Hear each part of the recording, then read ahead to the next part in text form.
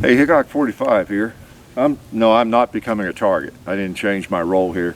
But I'm sitting over here on the range with my friends. You know, they're not too friendly because I don't treat them well, do I?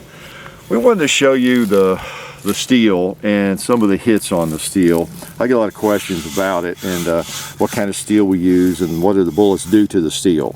Well, this is the hardened plate. You know, this is the rifle plate I have hanging up there amongst the tires. We brought it down here.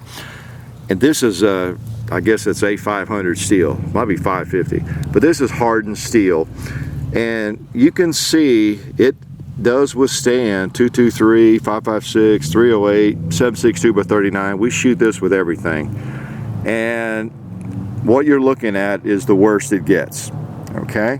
I'm actually shooting at it a little bit closer than you're supposed to. They recommend 100, 150 yards and all that. So it would do maybe less damage out of 200 yards or 150 even.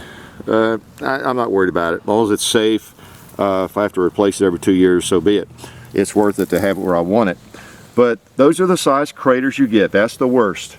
Now to compare that, let me show you what happens. This is one of our turkeys made out of regular steel. This hit looks like an eyeball there. Is from a 223. Many years ago, a friend of mine was out with a fully automatic Mini 14, believe it or not, and sprayed over here, and that old guy got hit in the eye, or he got an eye created, depending on how you look at it, but it almost went through. Almost went through. So y'all are familiar with that too. You've seen some steel eating videos we've done and different things. And then of course this is carried over here for a prop. This is a ram made out of just regular steel that I had out at 230 yards. We used to shoot at with just everything. And that's another philosophy. Depends on how you look at it. You can buy steel like this that will withstand just about anything, and it's easier to find these days. Back when I started doing this, you know, 25, 30 years ago, 40 years ago, but at this range, 25 years ago, I don't know, maybe this stuff was available, but I couldn't find any armor plate, you know, and discs and things like this, you know. The internet wasn't even around, right?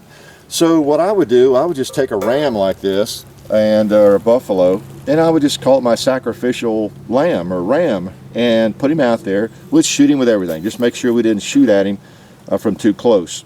And you know, and if he lasted a couple of years, which they did, or longer, see how they end up being bent. You know, so be it. You could hear when you hit it. It was pretty cool.